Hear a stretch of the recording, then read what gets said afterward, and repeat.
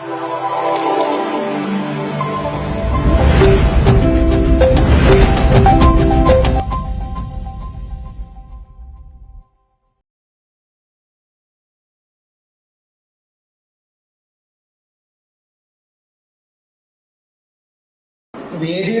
മൈത്രേയൻ എന്നൊക്കെ സംഭവം വേണ്ട ആവശ്യമില്ല.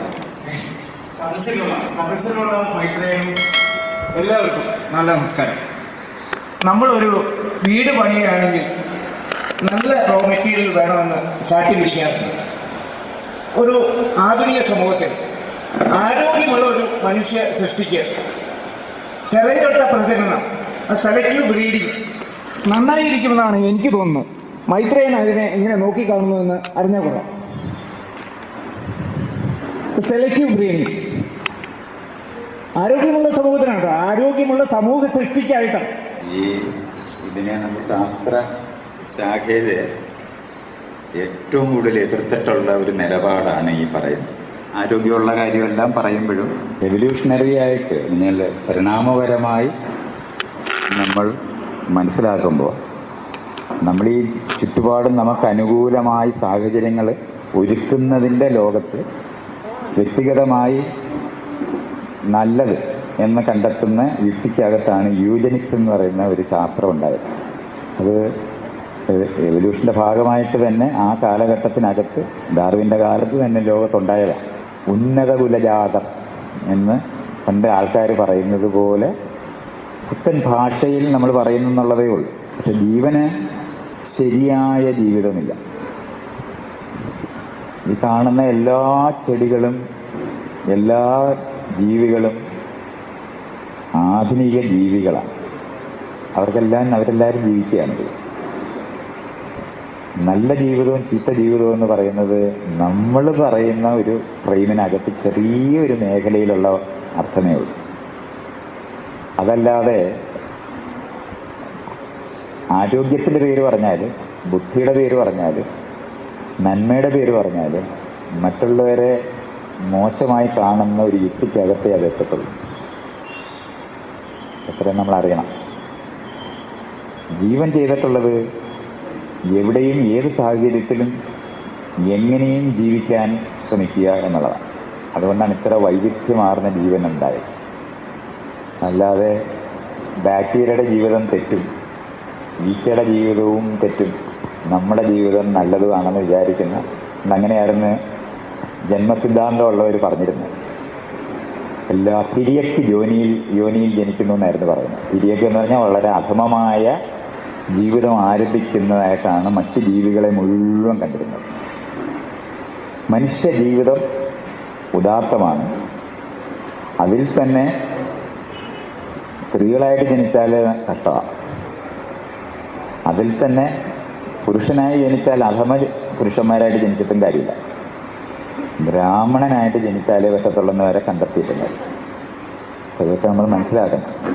വളരെ നല്ല ഒരു ഉദ്ദേശത്തോടാണ് നമ്മൾ പറയുന്നതെന്ന് നമുക്ക് തോന്നുമെങ്കിലും സകല തരത്തിലുള്ള വിവേചനങ്ങൾക്ക് ഈ ഒരൊറ്റ നിലപാട് കാരണമായി മാറും. അങ്ങനെയല്ല മനസ്സിലാക്കേണ്ടത്. ലോകത്തിൻ്റെ യാഥാർത്ഥ്യം അങ്ങനെയല്ല. ജീവന് നമ്മൾ ആരംഭിച്ചു എന്നൊരു ദിവസം നമ്മൾ പറയുന്നുണ്ടല്ലോ. അന്ന് തൊട്ട് നമ്മൾ ആ ജീവൻ നിലനിൽക്കാൻ ശ്രമിക്കുക എന്ന് പറയുന്നതിന് ഒന്ന് രണ്ടാകുക എന്ന് പറയുന്ന പ്രക്രിയയാണ് ആരംഭിച്ചത്. വ്യത്യസ്തമായ സാഹചര്യങ്ങളിൽ വ്യത്യസ്തമായ ഗുണങ്ങൾ ഉണ്ടാക്കി നിലനിൽക്കുക എന്ന് പറയുന്നതാണ് ചെയ്തുകൊണ്ടിരിക്കുന്നത്. കൊള്ളാവുന്നതെന്ന് നമ്മൾ വിചാരിക്കുന്നു. ഈ സർവൈവൽ ഓഫ് ദ ഫിറ്റസ്റ്റ് എന്നൊക്കെയുള്ള കൺസെപ്റ്റ് വരുന്ന അവിടെ നിന്നാണ്. നല്ല ഫിറ്റായിട്ടിരുന്നതായിരുന്നു ഈ ഡൈനോസോറസൊക്കെ. പക്ഷെ ഒരു ഉൽക്ക വീഴ അപ്പം തീരും. ഫിറ്റ്നസ് അല്ല.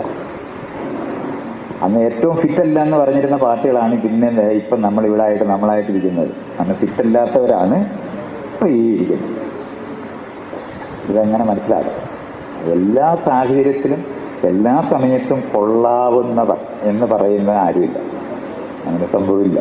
പ്രപഞ്ചം അത്രത്തോളം വൈവിധ്യമാർന്നതാണ്. ഇപ്പം നമ്മൾ ഈ ഇരിക്കുന്ന ഇത്രയും പേരും വ്യത്യസ്തരല്ലെങ്കിൽ ഒരു ബാക്ടീരിയ നമ്മളെ ബാധിച്ചാൽ എല്ലാം ചത്തു. മനസ്സിലാക്കണം. വെള്ളപ്പൊക്കം വരുമ്പോൾ പൊക്കമുള്ളവർ രക്ഷപ്പെടും. പക്ഷെ ഒരു ദ്വാരത്തിനകത്തൂടെ രക്ഷപ്പെടുന്നവർ ഉണ്ടെങ്കിൽ പൊക്കമൊന്നും പാടില്ല. കുഞ്ഞിരി ചെറുതായിരിക്കാം. ഈ സാഹചര്യം എന്ന് പറയുന്ന അത്ര വൈവിധ്യമാണ്. അതിനെല്ലാം കൂടെ ചേർന്ന ഒരു ജീവിതം ലോകത്തില്ല. അതുകൊണ്ട് നമ്മളെപ്പോഴും കൊള്ളാവുന്നവരും പുരോഗമനപരമാണെന്ന് വിചാരിക്കുന്നതായ ഒരു ജീവിയോ അല്ലെങ്കിൽ നമ്മളെയോ സങ്കല്പിച്ചാൽ അങ്ങനെയുള്ള ഒരാളും ലോകത്തില്ല. ഇത്രയും വ്യത്യസ്തരായ മനുഷ്യർ ഒന്നിച്ചൊന്നെങ്കിൽ മാത്രമേ എല്ലാ സന്ദർഭങ്ങളിലും വിജയിക്കട്ടെ. നല്ല ബുദ്ധി കാര്യങ്ങളൊക്കെ ചിന്തിക്കാൻ കഴിവുള്ള ഒരാൾ തെങ്ങേ കയറാൻ നാരായണഗുരുവിനെ നാരായണഗുരുവിനെ വിളിച്ചാൽ പറ്റത്തില്ലെന്ന് പറയും. എന്നാൽ അദ്ദേഹത്തിന് തെങ്ങ കയറ്റാൻ കുട്ടിക്കാലത്ത് ചെയ്തിട്ടില്ല. അതറിയാം.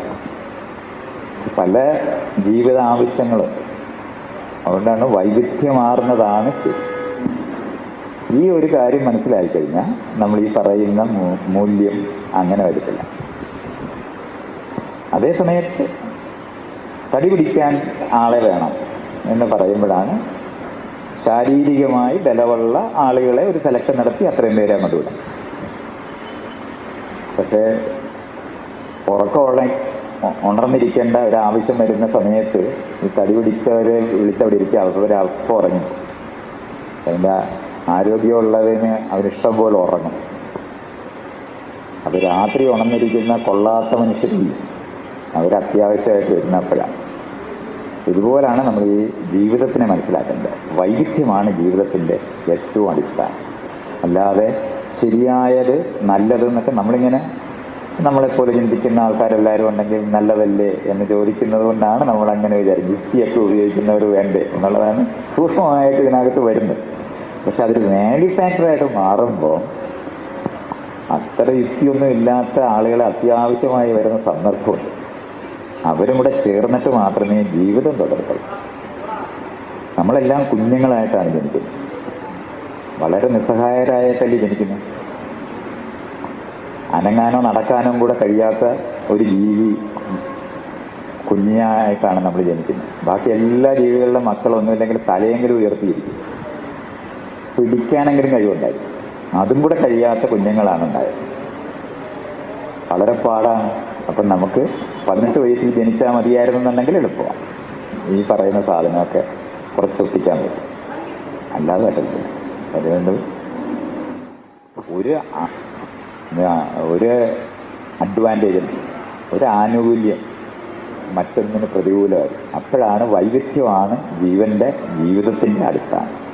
അതുകൊണ്ട് അത് വെച്ചിട്ട് വേണം ഇത് മനസ്സിലാക്കാൻ. അത് വളരെ സ്പെസിഫിക്കായിട്ട് ഏതെങ്കിലും ഒരു സവിശേഷ മേഖലയിലുള്ള ആവശ്യവുമായി ബന്ധപ്പെട്ടാണ് ശരിയായതെന്നൊക്കെ പറയുന്നത്. അത്രയും മനസ്സിലാക്കണം. ഇല്ലെന്നുണ്ടെങ്കിൽ പണ്ടേ മനുഷ്യർ ചെയ്തിരുന്നതാണ് നമ്മളെല്ലാം ശരിയായവരും മറ്റുള്ളവരെല്ലാം കൊള്ളാത്തവരാണെന്ന് കണ്ടെത്തിയവരാണ് ഈ കാണുന്ന ലോകം മുഴുവൻ ഇതുവരെ ഉണ്ടാക്കിയിട്ടുള്ളത്. ആളുകളെ കൊന്നു തീർത്തത് പോലും അങ്ങനെയാണ്. ആവശ്യമില്ലാത്തവരാണെന്ന് കാണുന്നുണ്ട്, ഉപയോഗിക്കാനുള്ളവരായിട്ട് കാണുന്നുണ്ട്. നമ്മളെല്ലാവരും ആവശ്യമുള്ളവരാണ് പലപ്പോഴും. ഇടയ്ക്ക് അമേരിക്കയിൽ പോയിരുന്നു. അപ്പോൾ ഈ സ്വന്തം ശരീരം മരുന്ന് പരീക്ഷണത്തിന് വിട്ടുകൊടുക്കുന്നതിനെ സംബന്ധിച്ച് അങ്ങനെ ഒരു ആലോചനയുമായിട്ടാണ് പോയതെന്നാണ് അറിയാൻ കഴിഞ്ഞത്. അപ്പോൾ അങ്ങനെ ചെയ്യുന്നതിൻ്റെ ഒരു മാനസികാവസ്ഥയും പിന്നെ പോയതിന് ശേഷം ആ കാര്യങ്ങളൊക്കെ എവിടം വരെയായി എന്നറിയാൻ ആകാംക്ഷയുണ്ട്. സത്യമാണ്. ഞാൻ ആളുകൾ വിളിച്ചുകൊണ്ട് പോയപ്പം ഈ അമേരിക്കക്കാർക്കൊക്കെ ഇങ്ങനെ, അമേരിക്കയിലെ എല്ലാ രാജ്യത്തും 6 മാസമാണ് നമുക്ക് തുടർന്ന് നിൽക്കാൻ പറ്റും. അല്ലെങ്കിൽ എന്നെ അവിടെ ജോലിക്കെടുക്കണം. 10 വർഷത്തെ വിസ ഉണ്ട്. അപ്പോൾ ഞാൻ നീണ്ട പല പരീക്ഷണങ്ങളുമൊക്കെ ചെയ്യാം. അവിടെ ശാസ്ത്രജ്ഞന്മാരൊക്കെ ഉണ്ട്, അവരുമായിട്ട് ചേർന്ന് പഠിക്കുകയൊക്കെ ചെയ്യുക. അങ്ങനെ കൂടെ ആഗ്രഹിച്ചിട്ടായിരുന്നു ഞാൻ പോയത്. അവിടെ ചെന്ന് ഒരു 2 സ്ഥലത്ത് ഞാൻ ശ്രമിച്ചപ്പോൾ അവർ പറഞ്ഞ് എനിക്ക് യോഗ്യതയില്ല. അതൊരു 10-30 കൊല്ലം മുമ്പ് വന്നിരുന്നെങ്കിൽ ഞങ്ങൾ എടുത്തേനെ. ഞാൻ കാശിന് കൊള്ളാത്തപ്പോൾ വന്നിട്ടൊന്നും ഒരു കാര്യമില്ല. എൻ്റെ അത് ഈ ടെസ്റ്റ് ചെയ്തും മരുന്നൊക്കെ ടെസ്റ്റ് ചെയ്യണമെങ്കിൽ പോലും ആരോഗ്യമൊക്കെ വേണം. ഇത് PG തുണിയാന്ന് പറഞ്ഞു. ഇത് അങ്ങോട്ട് വലിച്ചാൽ പൊട്ടിപ്പോവും, ഒരു കാര്യമില്ല. നിങ്ങളുടെ പേരിൻ്റെ എന്തെങ്കിലും നടപടി എടുത്തു കഴിഞ്ഞാൽ പിന്നെ അവർ കുടുംബം മുഴുവൻ വിറ്റിട്ട് തരേണ്ടി വരും. അതുകൊണ്ട് എനിക്ക് യോഗ്യതയില്ലെന്ന് പറഞ്ഞു. എനിക്കൊരു രോഗം ഗൗട്ട് എന്ന് പറഞ്ഞിട്ട് കാലയിൽ ഇങ്ങനെ യൂറിക് ആസിഡ് കൂടിയിട്ട് വരുന്ന രോഗം. അതിനായിരുന്നു ആദ്യം ശ്രമിച്ചത്. അപ്പോൾ അതിന് യോഗ്യത ഇല്ലെന്ന് പറഞ്ഞപ്പോൾ ഞാൻ വിചാരിച്ചു എന്നാൽ ഇനി വേറെ എന്തെങ്കിലും. അപ്പോൾ ഞാനിങ്ങനെ അവരോട് ചോദിച്ചു വേറെ എന്തെങ്കിലും. അപ്പോൾ റിസർച്ച്, വലിയ റിസർച്ച് ലാബ് പോലൊക്കെ ഉള്ള ഒരു യൂണിവേഴ്സിറ്റി പോലൊരു സ്ഥലമാണ്. അവർ പറഞ്ഞ് നിങ്ങളുടെ ഈ പ്രായത്തിൽ അധികം ഒന്നും രക്ഷയില്ല എന്ന് പറഞ്ഞു. അപ്പോൾ മാത്രമല്ല ഞാനും പറഞ്ഞ് എത്ര നാളത്തേക്ക് ഈ ഒരു യോഗ്യതയുള്ള ഒരെണ്ണം കണ്ടുപിടിച്ചെന്ന് തന്നെ വയ്ക്കാം. അപ്പോൾ അവർ പറഞ്ഞു ചുരുങ്ങിയത് 1 വർഷം, 2 വർഷം, 3 വർഷമൊക്കെ ഉള്ള പ്രോജക്റ്റുകളാണുള്ളത്. നിങ്ങൾക്കാണെങ്കിൽ 6 മാസം വലിയ നിൽക്കാൻ പറ്റും. 6 മാസം വരെ മാത്രമുള്ളതൊക്കെ വളരെ ചെറിയ പരിശോധനകളൊക്കെ ഉള്ളൂ. അത് പിന്നെ ഒരു ദിവസം ബ്രെയിൻ സ്റ്റഡിക്കൊക്കെ പോവാം. അതുപോലുള്ള സാധനങ്ങൾ മാത്രമേ ഉള്ളൂ, അല്ലാതെ ഒരു നീണ്ട സ്റ്റഡിക്ക്. അപ്പം ഞാൻ പറഞ്ഞ അങ്ങനത്തെ ഒന്ന് പരിശോധിച്ച് എന്തെങ്കിലും ഒരെണ്ണം കിട്ടാൻ പറ്റുമോ എന്ന് ഞാനിങ്ങനെ ചോദിച്ചപ്പോൾ അവസാനം അവർ കണ്ടുപിടിച്ച് ഞാൻ ഈ അമേരിക്കയിൽ നിൽക്കാൻ വേണ്ടിയാണ് ഈ വിദ്യ വളരുന്നതെന്നായി. അവർക്ക് മനസ്സിലായി കേട്ടോ, ഇവം അതിനും പറ്റിയ. കാരണം അവിടെ എന്തെങ്കിലും ഒരു വിടവുണ്ടാക്കി കയറാനായിട്ട് ആൾക്കാർ ശ്രമിച്ചുകൊണ്ടിരിക്കുന്നവരുടെ ലോകത്ത് പുതിയൊരു സാധനമായിട്ട് ഞാൻ എത്തിയിരിക്കുകയാണെന്നാണ് അവർ മനസ്സിലാക്കി. അവരിങ്ങനെ നോക്കി, ഇത് കൊള്ളാമല്ല ഈ പാർട്ടി. അപ്പം ഞാനൊരു സ്റ്റഡിക്ക് വന്ന് അത് 1 കൊല്ലം നീണ്ട്. അപ്പോൾ എനിക്ക് 6 മാസം കഴിയുമ്പോൾ പറയാൻ പറ്റും ഇങ്ങനെ ഈ സ്റ്റഡി നടന്നുകൊണ്ടിരിക്കുകയാണ്. ഇപ്പോൾ ഒരു ആപ്ലിക്കേഷൻ കൊടുത്താൽ അവർ കറണ്ട് വരും. അപ്പോൾ അതിനുള്ള വിദ്യയായിട്ട് അവർ മനസ്സിലാക്കി. അപ്പോൾ പിന്നെ അത് അങ്ങനെ നമുക്കതൊക്കെ അങ്ങനെ അങ്ങോട്ട് പറഞ്ഞ് ബോധ്യം. ഞാനങ്ങനെ അല്ല. അപ്പോൾ ഈ എന്നെ ടെസ്റ്റ് ചെയ്തെടുക്കുകയൊക്കെ ചെയ്യുന്ന അയാൾ പറഞ്ഞു നിങ്ങൾ എന്നെ ഇൻസ്പയർ ചെയ്യുന്നൊക്കെ ഉണ്ട്, പക്ഷേ എന്നാലും പറ്റത്തില്ല. ഞാൻ പറഞ്ഞു ഞാനിങ്ങനെ സത്യസന്ധമായിട്ട് പഠിക്കാൻ വന്നതാണ് എന്നൊക്കെ പറഞ്ഞു വെച്ചാൽ അതൊന്നും ഒരു രാജ്യത്തിൻ്റെ യുക്തിക്കകത്ത് നടക്കത്തില്ല.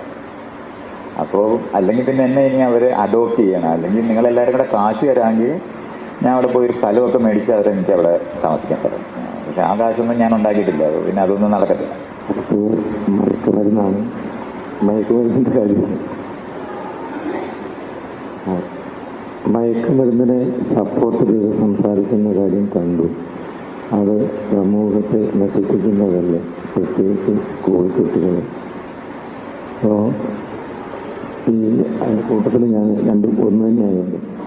ഈ ആദ്യകാലങ്ങളിൽ ഈ കഞ്ചാവ് എന്ന് പറയുന്ന ഈ സാധനം ഒരു തറ നിലവാരത്തിലുള്ള ആളുകൾ വലിച്ച് ഉപയോഗിച്ചുകൊണ്ടിരുന്ന ഒരു സംഗതിയായിരുന്നു.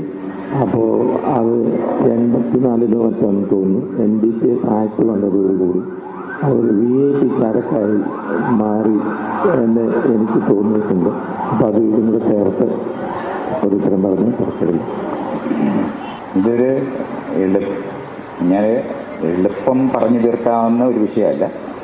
ഞാനൊന്ന് ശ്രമിക്കാം. എനിക്ക് മനസ്സിലായ രീതിയും മനുഷ്യരുടെ സ്വഭാവവും ലോകത്തിനെ പറ്റിയുള്ള ഒരു അറിവും കൊണ്ട് പറയാവുന്നത്രയും ഞാൻ പറയാം. ഈ നമ്മൾ ഈ മയക്കുമരുന്ന് എന്ന് പറഞ്ഞ് ഇന്നിപ്പം നിരോധിച്ചിരിക്കുന്ന ഈ ലോകം ഉണ്ടായത് 1960കളിലാണ്. അമേരിക്കയിലാണ് അത് അങ്ങനെ ഉണ്ടായത്.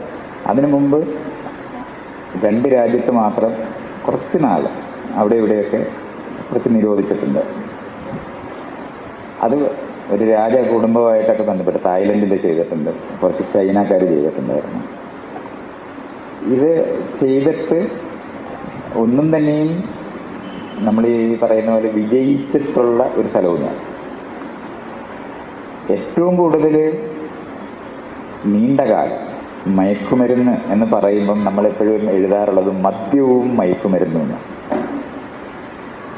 മദ്യം എന്ന് പറഞ്ഞാൽ മയക്കുമരുന്നല്ല എന്ന് നമുക്കെല്ലാവർക്കും തോന്നുന്ന രീതിയിലാണ് അത് എഴുതുന്നതും പറയുന്നത്. ശരിക്കും പറഞ്ഞാൽ മയക്കുമരുന്നിനെ പറ്റി നമ്മൾ പറയുന്നത് എന്താണ്? അഡിക്ഷൻ, ആസക്തി ഉണ്ടാക്കാൻ, അതിൽ നിന്ന് മോചിക്കാൻ എളുപ്പമല്ലാത്ത ഒരു വസ്തുവിനെയാണ് നമ്മൾ മയക്കുമരുന്നെന്ന് പറയുന്നത്. അത് വെച്ചിട്ട് എടുക്കുമ്പോൾ ആസക്തി ഉളവാക്കുന്ന വസ്തു എന്നുള്ള നിലവാരത്തിലെടുത്താൽ 4ാമത്തെ സ്ഥാനം വരും മദ്യത്തിൽ. പക്ഷെ മദ്യവും മയക്കുമരുന്നെന്ന് നമ്മൾ പറയും. അതെന്തുകൊണ്ടാണ് അങ്ങനെ പറയുന്നതെന്നുള്ള കാര്യം ഈ ചരിത്രപരമായിട്ട് മനസ്സിലാക്കുന്നതാണ്. മദ്യം മയക്കുമരുന്നും എല്ലാം ഉപയോഗിച്ചുകൊണ്ടിരുന്നതാണ്. എല്ലാ നാട്ടിലും എല്ലാ ഗോത്രവും അവരുടെ ഉത്സവം ആയിട്ട് ബന്ധപ്പെട്ട് ഇത്തരത്തിലുള്ള വസ്തുക്കൾ ഉപയോഗിക്കുക എന്ന് പറയുന്ന ഒരു ചടങ്ങുണ്ട്. അത് വളരെ പൂജിച്ച് ഇങ്ങനെയൊക്കെ ആയിരിക്കും അന്നത്തെ ദിവസം ഉപയോഗിക്കുന്ന തരത്തിലാണ് ആൾക്കാരത് പ്രാക്ടീസ് ചെയ്തിരുന്നത്. സോമരസം എന്നായിരുന്നു നമ്മുടെ നാട്ടിൽ മദ്യത്തിന് പറഞ്ഞത്. അത്തരത്തിലുള്ള കഞ്ചാവിൻ്റെ പേര് ശിവമൂലി, ശിവന്റെ സാധനമായിട്ടാണ് വെച്ചത്. അതിൻ്റെ ഇരട്ട പേര് സ്വാമി എന്നായിരുന്നു. നമ്മൾ സ്വാമിമാരെല്ലാം ഉപയോഗിക്കുന്നതായിരുന്നു. അപ്പം ഇതൊക്കെ നിന്നിരുന്ന സമൂഹത്തിൽ തന്നെയാണ് ഇതെല്ലാം നടന്നിട്ടുള്ളത്. മദ്യം യഥാർത്ഥത്തിൽ ഏറ്റവും ശക്തമായി നിരോധിച്ചിരുന്നത് അമേരിക്കയിലാണ്. 1920 തൊട്ട് 32 33 അതിന് 12-13 വർഷം അവർ നിരോധിച്ചിട്ടുണ്ടായിരുന്നു. അപ്പോൾ അമേരിക്കയിൽ മദ്യം നിരോധിച്ചത് നമുക്ക് ഇപ്പം നമ്മൾ ആലോചിച്ചാൽ മനസ്സിലാകത്തില്ല. അത്രയും എന്താണ് ഇഷ്ടമുള്ളതൊക്കെ കഴിക്കാം എന്നൊക്കെ എടുക്കുന്ന രാജ്യത്താണ് ഇത് നിരോധിച്ചിരുന്നതെന്ന് ഓർക്കണം. നിരോധിച്ചപ്പോൾ എന്താ സംഭവിച്ചെന്നറിയാം. കടലിലെ ഇൻ്റർനാഷണൽ വാട്ടർ എന്ന് പറഞ്ഞാൽ കടലിൽ നിന്ന് നമ്മുടെ കരയിൽ നിന്ന് 3 മൈൽ അപ്പുറം, അന്നത്തെ കണക്കാണ്. അപ്പോൾ അത് കിലോമീറ്റർ ആണെങ്കിൽ 5-6 കിലോമീറ്റർ ആയിരിക്കും. ഇൻ്റർനാഷണൽ വാട്ടറാണ് എന്ന് പറഞ്ഞാൽ അന്താരാഷ്ട്ര കടലാണ്. അവിടെ വലിയ കപ്പലുകൾ ഉണ്ടാക്കി അതിനകത്ത് മദ്യം വാറ്റി അവിടെ കാശിനോ നമ്മുടെ ചൂത് കളിക്കുന്ന സാധനമോ എല്ലാം കൂടെ ആക്കി അവിടെ ആക്കി. ഇവിടുത്തെ ജനങ്ങളെല്ലാം വള്ളത്തെ കയറി അന്തർദേശീയ കടലിൽ പോയി കഴിക്കും. എന്നിട്ട് അവിടുന്ന് വള്ളത്തിൽ കഴിക്കുന്നതിന് കേസ് എടുക്കാൻ പറ്റത്തില്ല, കാരണം അവർ ഒറ്റയ്ക്ക് കഴിച്ചു എന്നുള്ളതേ ഉള്ളൂ. ഇത് വളരെ വ്യാപകമായി ചെയ്യാൻ. നമ്മൾ ഇന്ന് പറയുന്ന മഫിയ എന്ന് പറയുന്ന വാക്ക് തന്നെ ഉണ്ടായത് ഇറ്റലിയിൽ നിന്ന് വന്ന കുടിയേറിയ ആൾക്കാർ അവർ പെട്ടെന്ന് ഈ സാധനം വിറ്റാൽ കാശുണ്ടാക്കാൻ പറ്റും എന്ന് കണ്ടു. അങ്ങനെയാണ് നമ്മുടെ ഗോഡ് ഫാദർ എന്ന് പറഞ്ഞ സിനിമയ്ക്കകത്തൊക്കെ നിങ്ങൾ കണ്ടാൽ മതി. മദ്യമാണ് വിൽക്കുന്നവരുടെ പ്രധാന സാധനം. ആ നിലവാരത്തിലുള്ള ഓർഗനൈസ്ഡ് ക്രൈം എന്ന് നമ്മൾ പറയുന്നതാണ് ഉണ്ടായത്. ദരിദ്രനായ ഒരാൾ പെട്ടെന്ന് പണം ഉണ്ടാകണമെന്ന് ആലോചിച്ചാൽ രഹസ്യമായി നിരോധിച്ച സാധനം എത്തിച്ചാൽ പെട്ടെന്ന് കാശ് കിട്ടും. കാരണം നിരോധിച്ച എല്ലാത്തിനും വില കൂടും എന്നുള്ളത് പ്രത്യേകിച്ചും ആസക്തിയുള്ള ആളുകൾ കണിശമായിട്ടത് വാങ്ങിച്ചിരിക്കും എന്നുള്ളതിന് സംശയരഹിതമായിട്ടുള്ളത്. അപ്പോൾ വ്യാപകമായി വിൽക്കാൻ തുടങ്ങി. മദ്യത്തിൻ്റെ കാര്യം വന്നപ്പോൾ അത് ഉണ്ടാക്കാൻ ഒരു പാടുമില്ല. നമുക്കെല്ലാവർക്കും അറിയാണ്ട് കലവും വെച്ച് എല്ലാ കാട്ടിലും എല്ലായിടത്തും ചെയ്യാൻ പറ്റുന്നൊരു സാധനം മാത്രമാണ്. എല്ലാ വീട്ടിലും മദ്യം വാട്ടാൻ തുടങ്ങി. അതുവരെ നമ്മുടെ നാട്ടിലെ പോലെ പുരുഷന്മാർ കുടിക്കുന്നതും സ്ത്രീകൾ കുടിക്കാത്തതുമായ സംസ്കാരം തന്നെയായിരുന്നു അമേരിക്കയിലുണ്ടായിരുന്നത്. പക്ഷെ നിരോധിച്ചു കഴിഞ്ഞ സമയത്ത് എല്ലാവരും വീട്ടിൽ വാറ്റാൻ തുടങ്ങിയോടെ സകലരും കുടിക്കുന്നവരായിരുന്നു. അങ്ങനെ വീടുകളിൽ മുഴുവൻ കുടിക്കുന്നവരായി. അടുത്തതെന്ന് പറയുന്നത് ഓർഗനൈസ്ഡ് ക്രൈമായിട്ട് എന്ന് പറഞ്ഞാൽ സംഘങ്ങൾക്ക് മാത്രം വിൽക്കാൻ പറ്റുന്ന ഒരു സാധനമായിട്ട് ഇത് മാറിയതോടെ തോക്ക് ഉപയോഗിക്കുന്നവർ മറ്റേ അല്ലെങ്കിൽ വൈൽഡ് വെസ്റ്റ് എന്ന് പറയുന്ന അമേരിക്കയുടെ കയ്യേറുന്ന മറ്റേ അവിടുത്തെ നേറ്റീവ് അമേരിക്കൻസ് എന്ന് വിളിക്കുന്ന അവരെ കൊല്ലാനായിട്ട് തോക്ക് കൊടുത്തിരുന്ന സ്ഥലത്ത് മാത്രമായിരുന്നു തോക്ക് അങ്ങനെ ഉപയോഗിക്കുന്നത്. ബാക്കിയുള്ള സമൂഹത്തിലുള്ള മുഴുവൻ സ്ഥലത്തും തോക്ക് ഉപയോഗിക്കുന്ന ടൈമാണ്. കാരണം എല്ലാവർക്കും വേണം, രഹസ്യമായിട്ട് കാര്യങ്ങൾ നടത്തുന്നതല്ല. 13 വർഷം കഴിഞ്ഞ് ഇതിൻ്റെ ദ്രോഹം കാരണം അത് പിൻവലിക്കുകയാണ്. പക്ഷെ അമേരിക്ക മദ്യം കഴിക്കുന്നവരായിട്ട് തുടരുന്നു എന്നുള്ളതും ഈ സകല ക്രൈമും ഉള്ള രാജ്യമായി മാറുക എന്നുള്ളതാണ് സംഭവിച്ചത്. ഇന്നും നമ്മൾ ഈ പറയുന്ന മഫിയ എന്ന് പറയുന്ന ആ അധോ ലോകം എന്നുള്ള വാക്ക് ഇത് മുഴുവൻ അവിടെ നിന്നുണ്ടായതാണ്. ഇങ്ങനെ ഒരു സമൂഹത്തിനെ ക്രിമിനലൈസ് ചെയ്യാനായിട്ട് ഈ നിരോധനം വരും. ഇത് ഇവിടെ കെ ആന്റണി ഇരുന്ന സമയത്ത് ചാരായം നിരോധിച്ചപ്പോൾ ഞാൻ ഈ വിഷയം വളരെ വിശദമായിട്ട് എഴുതി. നിങ്ങൾ നിരോധിക്കരുത്, നിയന്ത്രണങ്ങളെ പാടുള്ളൂ, നിരോധിക്കരുത്. നിരോധിച്ചാൽ ഒരു സമൂഹം ക്രിമിനലൈസ് ചെയ്യപ്പെടും. ഇത് ഞാൻ ഈ തെളിവുകൾ മുഴുവനും വെച്ച് ഓരോ രാജ്യത്ത് ഇത് ചെയ്തിരുന്ന സ്ഥലങ്ങളിൽ എന്തൊക്കെ സംഭവിച്ചു എന്ന് പറഞ്ഞിട്ട് എഴുതി അദ്ദേഹത്തിന് കൊടുത്തു. അദ്ദേഹം കണ്ട് വായിച്ചു. അവിടെ എനിക്ക് തോന്നുന്നു ഞാൻ പോയി കഴിയുമ്പോൾ ചവറ്റുകൊട്ടയിൽ ഇട്ടിട്ടുണ്ടാവും. എന്തായാലും അവിടെ വെച്ച് അത് ഞാൻ അന്ന് എഴുതിയ കത്ത് എല്ലാ പത്രക്കാരും പ്രസിദ്ധീകരിച്ചിട്ടുണ്ടായിരുന്നു. ഇതൊക്കെ അന്നത്തെ കാര്യമാണ്. അന്ന് ഞാനിങ്ങനെ ഓരോന്നായിട്ട് പറയുന്നുണ്ട്, നിങ്ങൾ ഈ ചെയ്യുന്ന കാര്യങ്ങൾ എങ്ങനെ ഒരു സമൂഹത്തിനെ ക്രിമിനലൈസ് ചെയ്യും. ഇപ്പം നമ്മൾ ഈ കേരളത്തിൽ നിങ്ങൾ ഈ പറയുന്ന ഇത്രയും വ്യാപകമായി ഇത് കൊടുക്കുന്നത്. അതുകൊണ്ട് നിരോധിച്ച സാധനത്തിന് വില കൂടുമ്പോൾ വാങ്ങുന്നവർക്ക് കാശ് വരാതെ വരും. അപ്പോൾ അവർ ചെയ്യുന്ന എന്താണ്? വാങ്ങുന്ന ആൾ വിൽക്കുന്ന ആളായി മാറും. കാരണം ഇതിന് വാങ്ങാനുള്ള കാശ് അവർക്ക് വേണമെന്നുണ്ടെങ്കിൽ അവരും വിൽക്കുമ്പം ഇതുവരെ മേടിക്കാത്തവരെ വരെ നമുക്ക് അറിഞ്ഞൂടെ, ഈ നെറ്റ്വർക്ക് മാർക്കറ്റിംഗ് എന്ന് പറഞ്ഞു കഴിഞ്ഞാൽ തിരക്കകത്ത് വന്ന് മുട്ടിക്കേറി മേടിപ്പിക്കാൻ ശ്രമിക്കത്തില്ലേ? അതാണ് പിന്നെ സംഭവിക്കുന്നത്. എവിടെ നിന്നാലും ഈ ലോട്ടറി ടിക്കറ്റ് വിൽക്കുന്ന രീതി കണ്ടിട്ടില്ല. എന്ത് പറഞ്ഞിട്ടെങ്കിലും കാല് വയ്യ, എനിക്ക് വയ്യ എന്നുള്ള കാര്യമെങ്കിലും പറഞ്ഞ് നമ്മളെ പിടിച്ച് നമ്മളെ കൊണ്ട് വാങ്ങിപ്പിക്കും. വില കൂടിയതും നിരോധിക്കപ്പെട്ടതുമായത് രഹസ്യമായി ശക്തമായ രീതിയിൽ വിൽക്കപ്പെടും എന്നുള്ളത് മാത്രമേ സംഭവിക്കൂ. മദ്യം, ഞാൻ നേരത്തെ പറഞ്ഞില്ലേ, മദ്യം മയക്കുമരുന്നാണ്. അതെന്തുകൊണ്ടാണ് മദ്യവും മയക്കുമരുന്നുമായി മാറിയത്? അമേരിക്കയിൽ ഈ നേരത്തെ പറഞ്ഞ നിരോധനമെല്ലാം കഴിഞ്ഞ് ആളുകൾ വ്യാപകമായി മദ്യം വളരെ വ്യവസായമായി മാറിയപ്പോൾ അതെല്ലാവരും ഉപയോഗിക്കുന്നതായി. രണ്ട് സാധനമാണെന്ന് വ്യാപകമായി ഉപയോഗിച്ചിരുന്നത്. ഒന്ന് സിഗരറ്റ്, മറ്റൊന്ന് മദ്യം. സിഗരറ്റിൻ്റെ പരസ്യം എന്ന് പറഞ്ഞാൽ അവിടുത്തെ സകല മാസികയിലും ഏറ്റവും വലിയ പരസ്യമായിരുന്നു. മാത്രമല്ല, സിഗരറ്റ് വലിക്കുന്നത് വഴി ക്യാൻസർ വരുമെന്ന് ഏതാണ്ട് 1960-കളിൽ തന്നെ അറിയാവുന്നതായിരുന്നു. ആ 60-കളിൽ അറിയുന്ന സമയത്ത് അവിടുത്തെ അമേരിക്കൻ ആരോഗ്യത്തിൻ്റെ മേധാവിയായിട്ടിരുന്ന ആൾ 20 വർഷമാണ് അയാളിരുന്നത്. ആ 20 വർഷവും ഈ സിഗരറ്റ് ലോബി എന്ന് പറയും, സിഗരറ്റ് വിൽക്കുന്നവരുടെ കാശ് വാങ്ങി ഇതിനൊരു കുഴപ്പവും ഇല്ലെന്ന് അയാൾ പറഞ്ഞിരിക്കുന്നു. 20 വർഷമാണ്. അതിനുശേഷമാണ് ഇത് അയാൾ ശരിക്കും പറഞ്ഞാൽ ലിറ്ററലി മരിച്ചു മാറിയപ്പോഴാണ് ഇത് ഇങ്ങനെ പഴയതുപോലെ നമ്മളിങ്ങനെ ഉപയോഗിക്കരുത് എന്ന് പഠിപ്പിക്കും. ഈ രണ്ട് ഇൻസിഡൻറ്റ്, മദ്യവും ഈ സിഗരറ്റ് എന്ന് പറയുന്നത് നിക്കോട്ടിനാണ്. അഡിക്ഷൻ്റെ സ്ഥലത്തെടുത്താൽ 6ാമത്തെ സ്ഥലത്ത് വരും. നിങ്ങൾ എൻ്റെ ഗ്രേഡൊക്കെ ഒന്ന് നോക്കിയാണ് നിങ്ങളിത് ഇപ്പോൾ ഞാനീ പറയുമ്പോൾ ഇൻ്റർനെറ്റിൽ നോക്കി നിങ്ങളിത് അതിൻ്റെ ഈ ആസക്തി ഉളവാക്കുന്ന യുക്തിക്കകത്ത് നിങ്ങളിതൊക്കെ എവിടെയാണ് വരുന്നതെന്ന് കാണാൻ പറ്റും. ഇന്ന് മദ്യം ഇവിടെ കൊടുക്കുന്നു, സിഗരറ്റും കൊടുക്കുന്നു. സിഗരറ്റ് എൻ്റെ കുട്ടിക്കാലത്തായിരുന്നുണ്ടെങ്കിൽ എല്ലാ വീട്ടിലും പണമുള്ള വീട്ടുകാർ ഒരു ടിന്നുമായിട്ട് നടന്നിട്ട് തന്നെയായിരുന്നു സിഗരറ്റ് വലിക്കുന്നത്.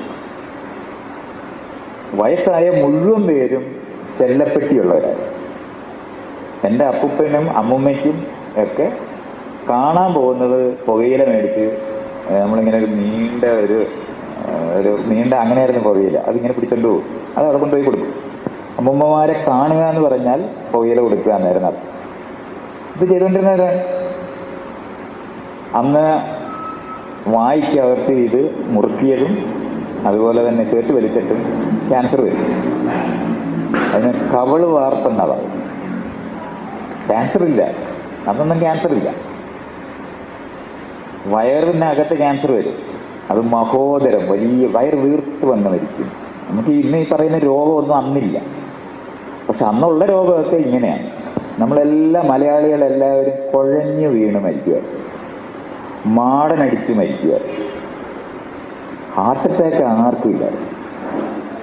അതുകൊണ്ട് കുഴഞ്ഞു വീണ് അദ്ദേഹം പ്രസംഗിച്ചുകൊണ്ട് എന്നപ്പോൾ കുഴഞ്ഞു വീണ് മരിക്കുന്നത്. ഇപ്പോഴും എഴുതും പത്രത്തിനകത്ത്, കുഴഞ്ഞു. അങ്ങനെ ഒരു ലോകമില്ല ഹാർട്ട് അറ്റാക്ക് വന്നിട്ടായി മരിക്കുന്നത്. അതിൻ്റെ ഇങ്ങനെ വിയർത്തൊക്കെ വരും, ആ കുഴഞ്ഞ്. ഇങ്ങനത്തെ വാക്കുകൾ പറഞ്ഞ് ചത്തുകൊണ്ടിരുന്നവരാണ് ഈ നമ്മളെല്ലാം. ഈ മുഴുവൻ ആളുകൾ, ഈ വല്യമ്മമാർ മുഴുവനും കവള് വാർപ്പ് വന്ന് ഇവിടെ ഇങ്ങനെ ധാരം വരും. വായിക്കാത്ത ക്യാൻസർ വരുന്നതാണ്. തൊണ്ടയ്ക്ക് ക്യാൻസർ വന്ന്, ബ്രസ്റ്റിന് മുഴുവൻ ക്യാൻസർ വരും. അതെല്ലാം അന്നത്തെ വേറെ വാക്കുകളാണെന്നുള്ളതാണ് ആർക്കും. മാത്രമല്ല, പ്രായമായവർ 100 വയസ്സ് വരെ ആയിരുന്നു പണ്ട് ജീവിച്ചിരുന്നതെന്നാണ്. ആ 100 വയസ്സായ ആളിൻ്റെ മക്കൾ എന്ത് ചെയ്യുന്നു ചോദിച്ചാൽ അതെല്ലാം ചത്തുപോയി. കൊച്ചുമക്കൾ അതും ചത്തുപോയി.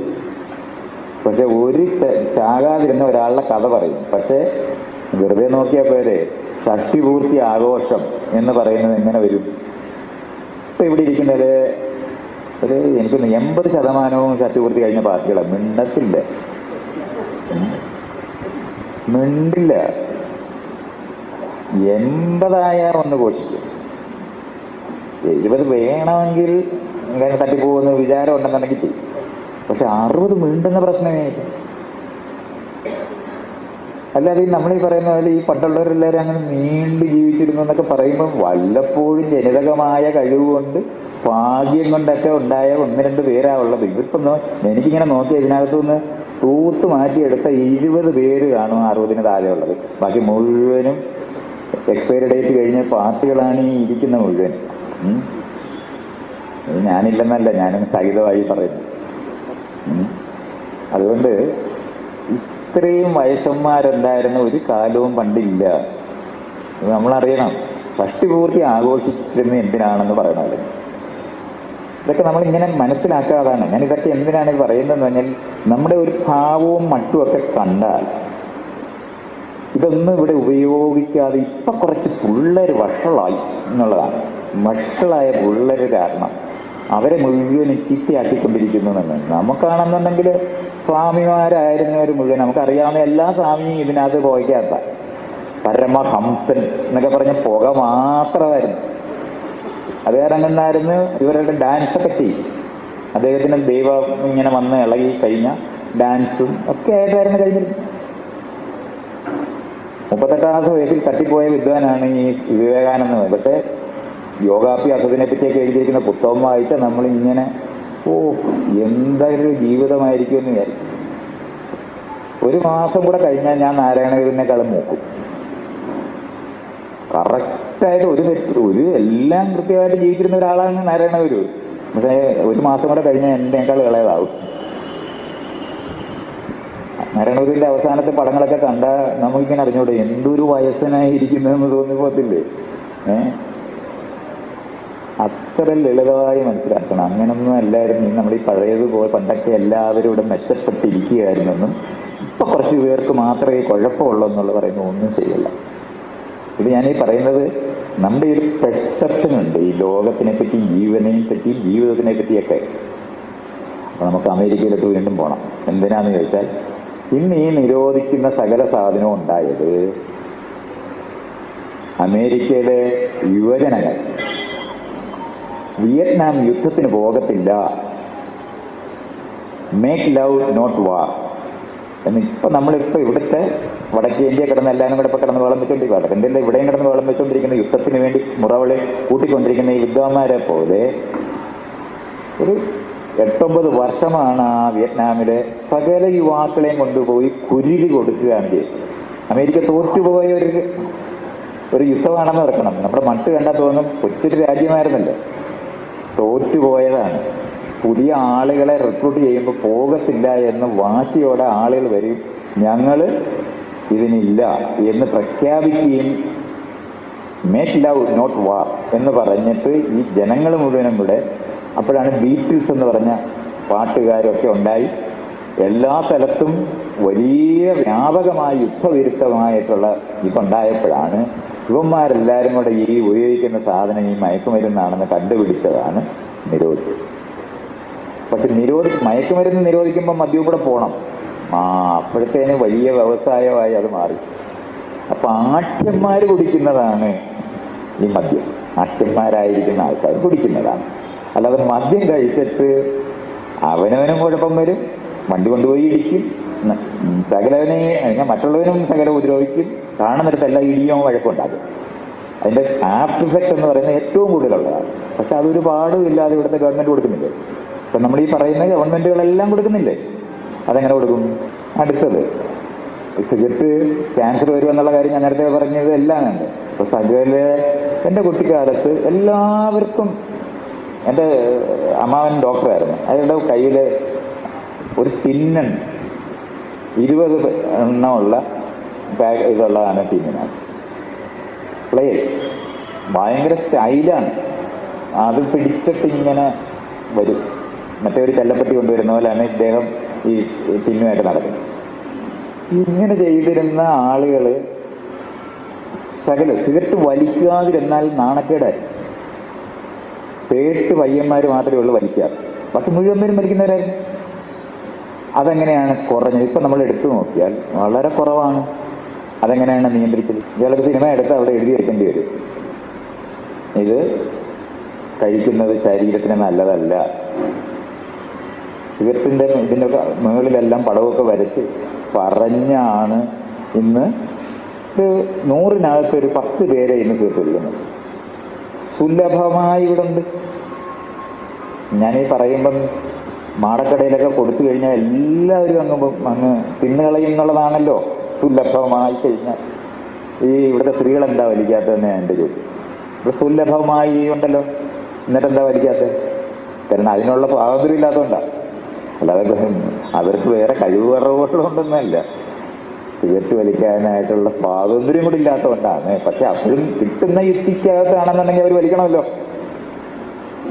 ഇതൊക്കെ നമ്മൾ ഇപ്പം ആളുകൾ സിഗരറ്റ് വലിക്കുന്നത് കുറഞ്ഞിട്ടുണ്ട്. അത് നമ്മൾ അതിനെപ്പറ്റി ഇത് ക്യാൻസർ ഉണ്ടാക്കും, മറ്റുള്ളവർക്ക് ഉപദ്രവം ഉണ്ടാകും എന്ന് പറയുന്ന, കാരണം നിങ്ങൾ തന്നെ വലിച്ചാൽ മാത്രമല്ല മറ്റുള്ളവർക്ക് പാസീവായിട്ടുള്ള സ്മോക്കിംഗ് കൊണ്ടുണ്ടാകുന്ന പ്രശ്നമുണ്ടെന്നുകൊണ്ടും മര്യാദയുള്ള മനുഷ്യരായിരിക്കണമെന്നുണ്ടെങ്കിൽ അത് ഉപയോഗിക്കരുത്, മാറി വേറെ സ്മോക്കിംഗ് റൂമും ഒക്കെ ഉണ്ടാക്കി ഇങ്ങനെയാണ് നമ്മളത് നിയന്ത്രിച്ചത്. ഇത്രയാണ് ഞാൻ ഈ പറയുന്നത്.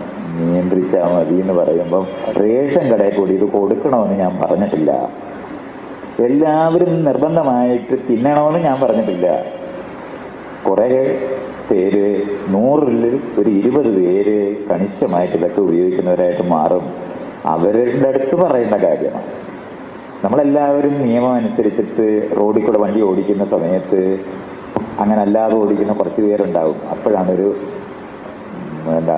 CCTV ക്യാമറയിൽ വെച്ച് ഫൈനും ഒക്കെ ചെയ്യേണ്ടത്. നിയമം നിഷേധിക്കുകയും തെറ്റിക്കുകയും ചെയ്യുന്ന കുറച്ച് മനുഷ്യർ എപ്പോഴും ഉണ്ടാവും. അവർക്ക് വേണ്ടിയാണ് ആ നിലവാരത്തിലുള്ള ശിക്ഷകളുടെ ആവശ്യമുള്ളത്. അല്ലാതെ എല്ലാ ആളുകളും കിട്ടും എന്നുള്ളത് കാരണം കൊണ്ട് ചെയ്യും എന്ന് പറയുന്നതും മര്യാദയില്ലാത്ത പറച്ചിലാണ്. ഈ മയക്കുമരുന്നെന്ന് പറയുന്നതിനോടുള്ള സമീപന രീതി കൊണ്ടാണ് യൗവനമുള്ളപ്പോൾ എന്താണോ നിഷേധിക്കുന്നത് ചെയ്യാനുള്ള പ്രവണത ഉണ്ടാവും. ഇത് അറിയാം. ഹിമാലയം പിന്നെ മണ്ടയിൽ ആളുകൾ കയറുന്ന എന്തിനാ? ക്രേസ് എന്നല്ലേ പറയേണ്ടത്. അത് അങ്ങനെ നിൽക്കുന്ന കണ്ടാൽ നമുക്ക് അതിൻ്റെ മണ്ടയിൽ കയറാൻ തോന്നും. ഇത്രയും ലളിതമാണ്. അല്ലാതെ അതിൻ്റെ മണ്ടയിൽ നെൽകൃഷി ചെയ്യണമെന്ന് വിചാരിച്ചിട്ട് കയറുകാറുണ്ട്. ആടിനെ വളർത്താൻ ഒരു പുല്ല് പോലും കളിക്കത്തില്ല, പക്ഷെ അത് കണ്ടാൽ നമ്മൾ കയറും. ഈ ചലഞ്ച് അനുഭവിക്കുന്ന യൗവനമുള്ള സമയത്ത് എന്താണോ നിഷേധിക്കപ്പെട്ടത് അത് ചെയ്യും. ഇത് നിങ്ങളെല്ലാം യൗവനമുള്ളപ്പോൾ ചെയ്തിട്ടില്ലെന്നൊന്നും എന്നോട് പറയല്ലേ. ഞാനങ്ങ് ഇനി അപ്പുറത്തോട്ടൊക്കെ പറഞ്ഞാൽ നിങ്ങൾക്ക് വിഷമം വരും. അതുകൊണ്ട് ഞാൻ അവിടെ വരെ പോകുന്നില്ല.